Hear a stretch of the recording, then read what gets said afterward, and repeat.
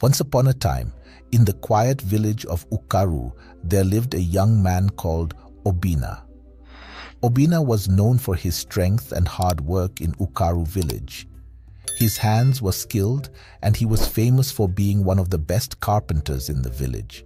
He built strong houses, carved beautiful chairs, and crafted tools that the villagers admired. Many people in the village respected him. Obina was a kind-hearted man, always ready to help others, and his tall, muscular frame made him stand out in the village. But despite all this, Obina was lonely. The women in the village admired him from a distance because of his good looks and quiet nature. Many of them wanted to be with him until they found out about his secret. Obina's body, specifically his manhood, was larger than most men's. At first, he didn't think it would be a problem, but over time it became clear that it was. Obina had tried to be with a few women. They were excited to be with him, but whenever they saw his body, fear took over. One woman, Ada, had run away from him, crying. Another, Nkechi, refused to talk to him after their first night together. Soon, the whispers started spreading through the village. People began to talk behind his back. Mothers warned their daughters to stay away from him, saying he was not normal. The gossip grew worse, and Obina felt more alone every day. It didn't matter how much he smiled or how kind he was. All the women in the village saw him the same way, as someone to fear. The men in the village didn't help either. Some of them were jealous of him, while others pitied him. They never spoke about it directly, but Obina could see the way they looked at him. His best friend, Chidi, tried to comfort him one afternoon as they sat under the shade of a big tree. Chidi was a farmer, and he and Obina had grown up together.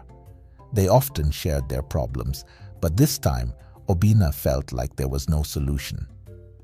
"You should leave this village, my brother," Chidi said. "You're too big for this small place.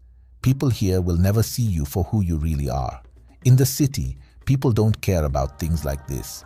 There are many opportunities, and you will meet new people." Obina was silent for a while, thinking about Chidi's words. The idea of leaving the village had crossed his mind many times, but he didn't know if he was ready. Ukaru was his home. His family was here, and everything he knew was in this village. But as the days passed and the loneliness grew, he realized Chidi might be right. He couldn't live like this forever.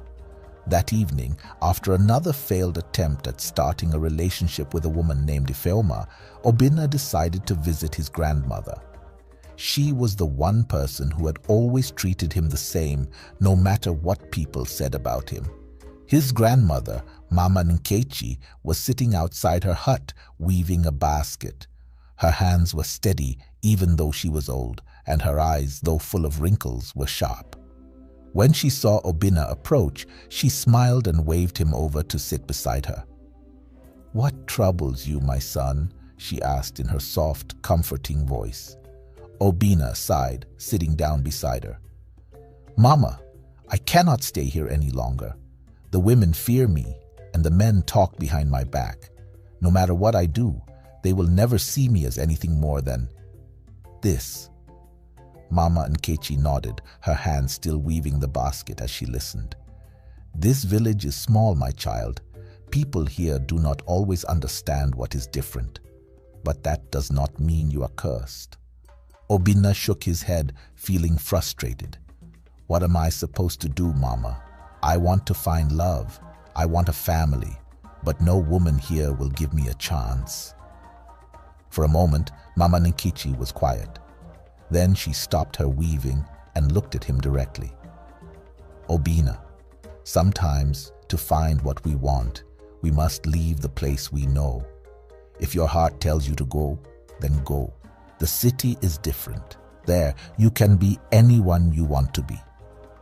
Obina listened to her words carefully. His grandmother was wise, and she had never led him wrong before. He knew what he had to do, even though it scared him.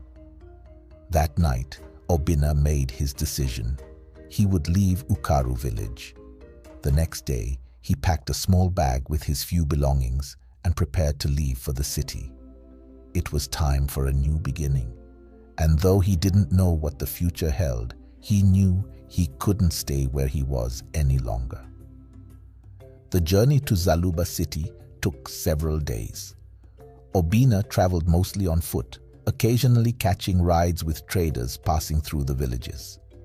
As the landscape shifted from rural fields to busy roads and sprawling townships, Obina's nervousness grew.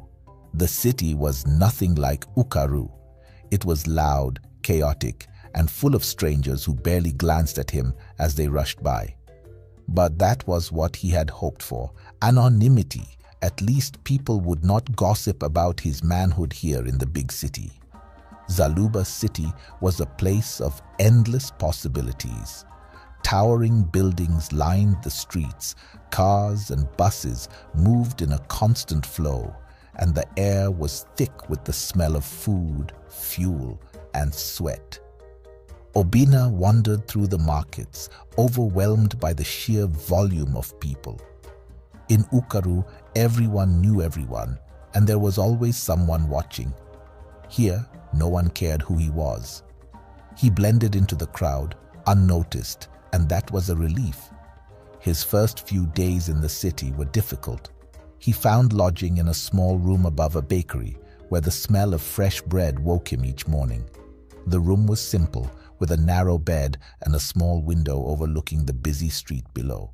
It wasn't much, but it was all he could afford. He spent his days walking through the city, trying to find work as a carpenter.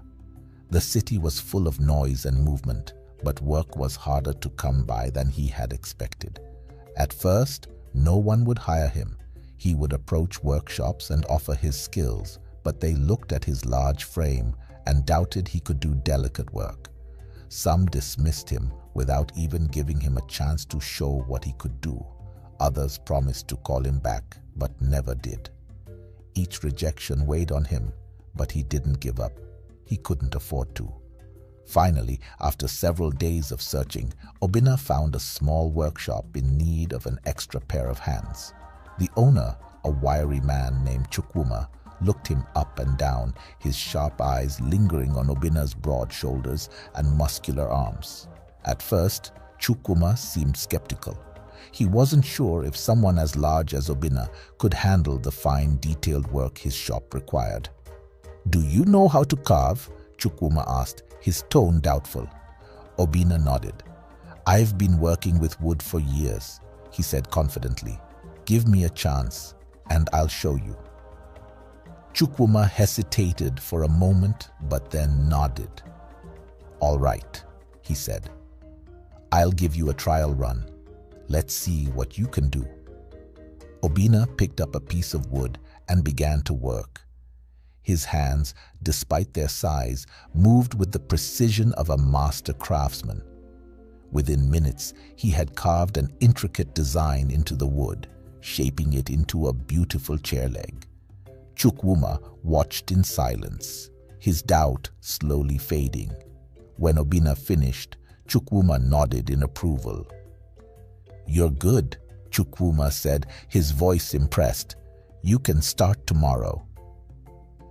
Relief washed over Obina.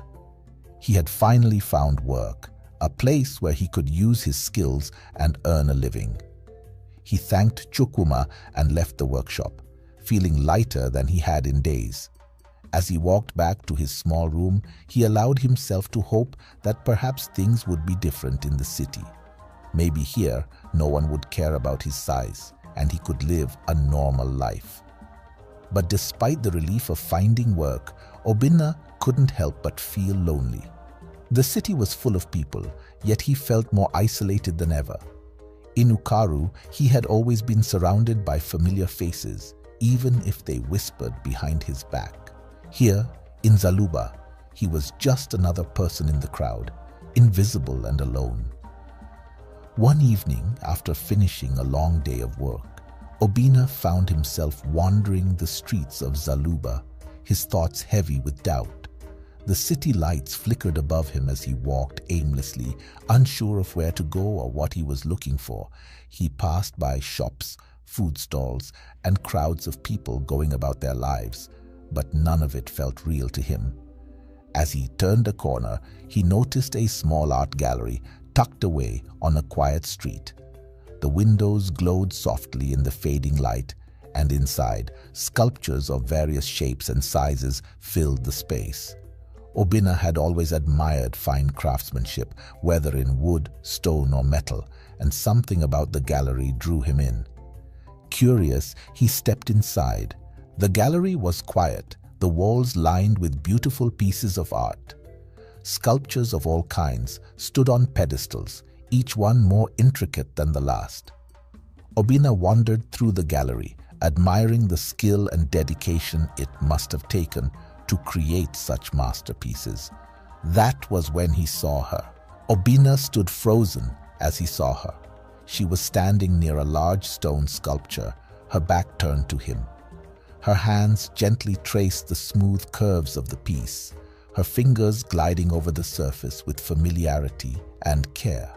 She was tall, with dark skin that seemed to glow in the soft light of the gallery. Her hair was tied back, revealing the sharp lines of her face and the delicate slope of her neck. She was tall, with dark, glowing skin and a presence that seemed to blend perfectly with the art around her.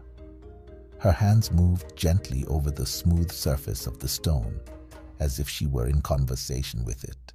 There was something captivating about the way she stood, so at ease in the quiet space.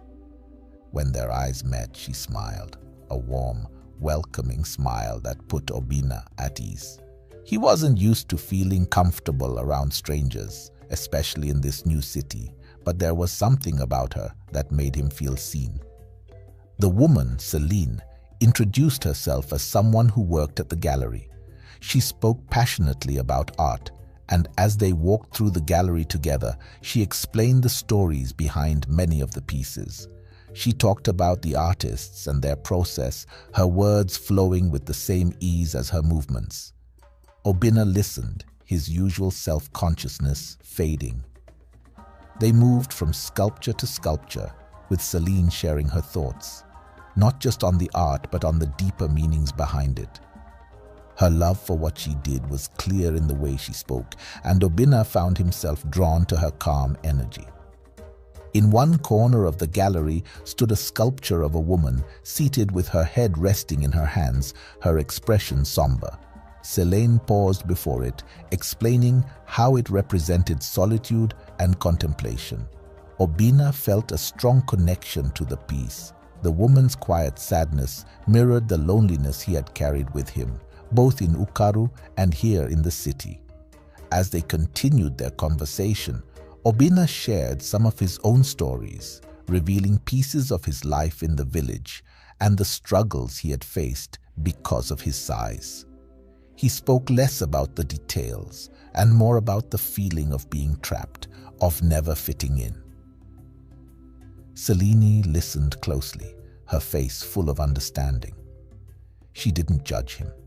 Instead, she reminded him that his identity was not defined by his body, but by the passion he put into his craft. Her words resonated deeply with him. For the first time in a long while, Obinna felt truly seen, not for his physical appearance, but for who he was beneath it. Obinna felt a strange reluctance to leave as the evening wore on and the gallery prepared to close. He had found comfort in Celine's presence, in the way she understood things he had never been able to explain to anyone else. But as he said his goodbyes, she encouraged him to come back anytime, an invitation that filled him with hope. On his walk back to his small room above the bakery, Obinna's thoughts lingered on Celine. The city had been overwhelming and lonely, but meeting her had changed something. For the first time since his arrival, he felt like he might have found someone who could look past the judgments and the whispers and see him for who he truly was. Meanwhile, Celine was not always the confident and calm woman who now walked through the gallery with such grace. Her journey had been shaped by hardship, much like Obinna's. Born and raised in Zaluba city, she had grown up in a modest home, surrounded by the constant noise and rush of city life. Her parents were practical people, focused on survival and success, and art had no place in their world. But for Celine, art was everything.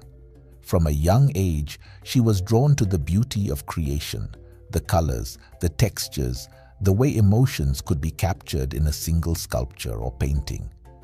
She had spent her childhood sketching, molding clay, and dreaming of a life where art could be more than just a hobby.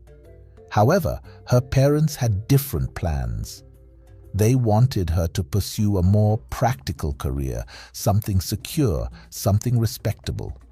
Celine had tried at first to meet their expectations. She went to school, studied hard, and even began training as an accountant. But her heart was never in it. The numbers and spreadsheets felt like chains, holding her back from the life she truly wanted. After years of struggling to live up to her parents' standards, Celine made a decision that changed her life. She chose to follow her passion, even if it meant disappointing those closest to her. She left her accounting career behind and threw herself into the world of art. It wasn't easy. Her parents were angry, and her early years were filled with financial struggle and self-doubt. But slowly, through determination and hard work, Celine carved out a space for herself in the art community. She worked her way up, eventually finding a home at the gallery where she now spent her days surrounded by the things she loved most.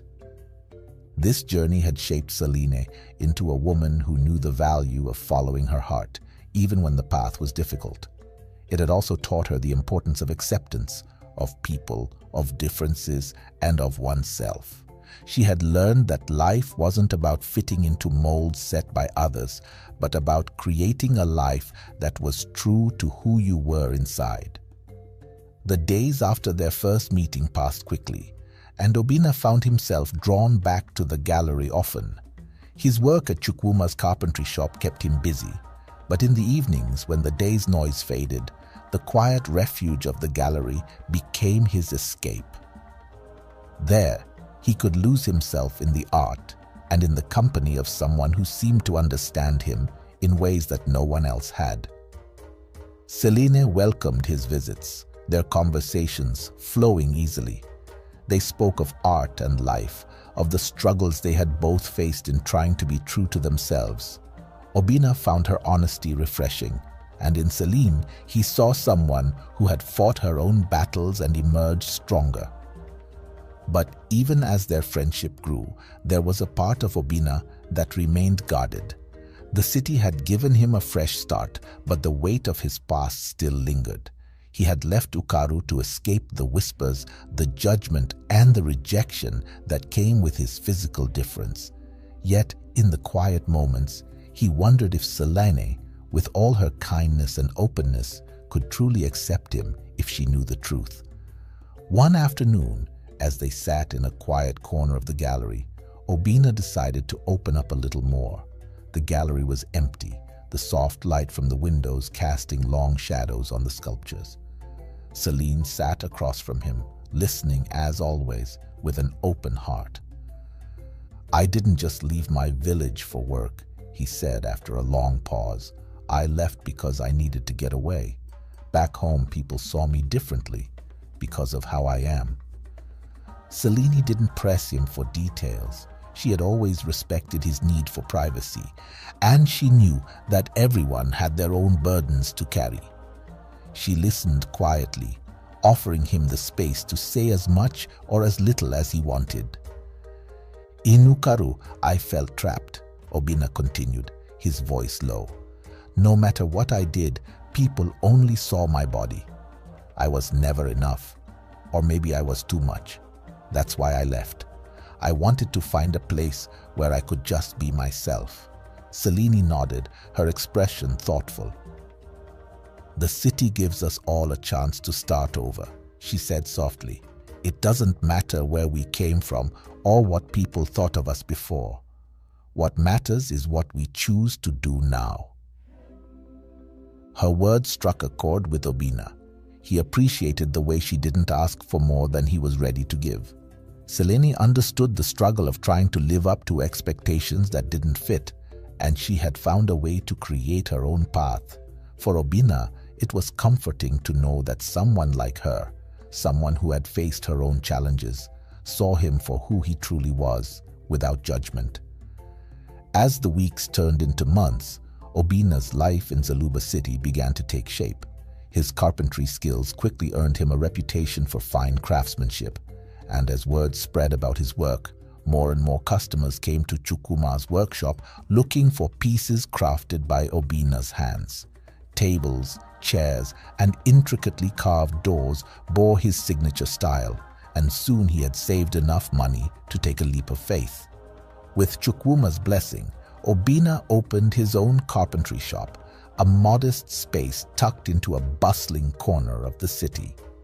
He filled the shop with pieces of his own making, sturdy furniture, hand-carved decorations, and intricate wooden sculptures. It wasn't long before business thrived, and Obina found himself more settled than he had ever been. But his professional success wasn't the only thing falling into place. His relationship with Celine, which had begun as a simple friendship, was now something much deeper. The two spent more and more time together, whether at the gallery or in the comfort of their own spaces, talking late into the night about art, life, and their dreams. With Celine, Obina felt something he hadn't allowed himself to feel in a long time: hope. Despite how smoothly everything seemed to be going, a quiet fear lingered in the back of Obina's mind. As close as he and Celine had become, there was still one part of himself he hadn't shared, the same part that had driven him to leave Ukaru in the first place. The weight of his past, of the rejection he had experienced due to his size, still haunted him. Though his life in the city was thriving, the fear that Celine might see him differently if they took their relationship further kept him from fully letting go. One evening, after a long day at his shop, Obina invited Celine over to his apartment for dinner. They ate together, laughing and talking as they always did, the conversation flowing effortlessly between them. But as the night wore on, the atmosphere shifted. The connection between them had grown undeniable, and both of them knew it was time to take the next step. When their eyes met across the room, there was no need for words. They drew closer, the distance between them shrinking as they finally allowed themselves to acknowledge the feelings that had been building for so long. In the quiet of the night, they kissed for the first time, their lips meeting with a softness that held both tenderness and longing. As the evening deepened, one kiss led to another, and before long, they were lost in each other. That night, for the first time, they were intimate, completely vulnerable, without holding back. When the morning light filtered through the window, Obina lay beside Celine, his heart full, but his mind uneasy. He couldn't keep the truth hidden any longer. She had to know about the part of him he had kept secret, the insecurity that had followed him from Ukaru to Zaluba. Turning to face her, he hesitated before speaking. "Celine," he began, his voice low, "there's something I've been afraid to tell you." She looked at him with curiosity, her expression gentle. "What is it, Obina?" Taking a deep breath, he continued. "Back in my village, the people, they didn't treat me well. They judged me because of my body, because of my size, my manhood. It's larger than what's considered normal, and it scared them. No matter how kind I tried to be, they could only see that part of me. That's why I left. I was afraid no one would ever look past it, and I thought maybe you would feel the same way." For a moment, Celine was silent, and Obina braced himself for her reaction. But then, to his surprise, she laughed softly, not out of mockery, but with warmth and affection. "Obina," she said, shaking her head, "you've been worrying about that all this time?" Obina blinked, taken aback. "Well, yes," he said. "In my village, it was a big deal." Celine chuckled again, then reached out to touch his hand gently. "Maybe the villagers overreacted. I don't know what they thought, but to me, it's not a problem at all. You're perfectly fine. And more than that, Obina, I don't see you for just your body. I see you for who you are. The man I care about, the one who has a beautiful heart and talent. That's what matters to me." Her words were like a balm to his soul, and Obina felt a wave of relief wash over him. He had spent years carrying the weight of his insecurities, believing they would always stand between him and love. But now, with Celine beside him, he realized that those fears had no place in the life he was building. As time passed, Obina's life in Zaluba city blossomed in ways he had never imagined. His carpentry business continued to thrive, with more clients seeking out his finely crafted furniture and intricate woodwork. His reputation as a skilled artisan grew, and soon Obina found himself in demand across the city. But it wasn't just his craftsmanship that attracted attention. He began to notice the way people looked at him, not with fear or judgment, but with admiration and curiosity. Unlike in Ukaru, where his large manhood had been the subject of gossip and whispers, Zaluba city seemed to have a different view. In fact, what had once been his greatest insecurity was now seen as an endowment, something that many people in the city considered a sign of strength and virility. Obina's confidence grew as he realized that he was no longer bound by the narrow-minded views of his village. Here, in the city, he was free to be himself, both as a craftsman and as a man. His relationship with Celine deepened, and she continued to remind him that he was valued not just for his appearance, but for his heart and talent. With her support, Obina learned to embrace the parts of himself that he had once considered a curse. One evening, as they sat together in Obina's apartment, the glow of the city lights shining through the window, he turned to Celine with a smile. "I've been thinking," he said, his voice thoughtful. "It's been a long time since I left Ukaru. I want to go back just for a visit. I want to see my grandmother, and I want to show her the life I've built here. I also want to catch up with Chidi, my friend who advised me to leave the village. He was right about everything." Selene looked at him with warmth in her eyes. "That sounds like a good idea," she said. "I'd love to meet your grandmother, and I think it's important for you to go back. You've grown so much since you left." Obina nodded. He had grown, not just in success, but in how he saw himself. The boy who had once been afraid of the villagers' whispers had transformed into a man who stood tall, proud of who he was and the life he had built. A few days later, Obina and Celine set out for Ukaru village. The journey was familiar, but this time, Obina felt a sense of peace rather than anxiety. He was returning not as the insecure young man who had fled, but as someone who had found his purpose and learned to embrace his true self. When they arrived in Ukaru, the village looked much the same as it always had. The small huts, the dusty roads, the fields stretching out in the distance, it was all as Obina remembered. But this time, something had changed within him. As he and Selene walked through the village, Obina could feel the eyes of the villagers on him. But this time, he wasn't afraid. He wasn't ashamed. He had grown beyond their judgments, beyond their small-mindedness. He walked with confidence, his head held high, and for the first time, he didn't care what they thought. Some of the villagers whispered as they passed, surprised to see him back after so long. Others simply watched in silence, unsure of how to react to the man who had returned so different from the one who had left. But Obina didn't pay them any mind. His focus was on the people who mattered, his grandmother and Chidi. When they reached his grandmother's hut, Obina's heart swelled with emotion. Mama Nkechi was sitting outside, her hands busy weaving a basket, just as she had been the day he left. Her face lit up with joy when she saw him approach. "Obina, my son!" she exclaimed, rising slowly from her seat to embrace him. "You've returned!" Obina held her tightly, the familiar scent of home filling his senses. "I have, Mama," he said softly. "I've come back to see you, and I've brought someone with me." He turned to Celine, who smiled warmly as she stepped forward. "Mama Nkechi, this is Celine. She's been with me in the city, and I wanted you to meet her." Mama Nkechi's eyes sparkled as she took Celine's hand.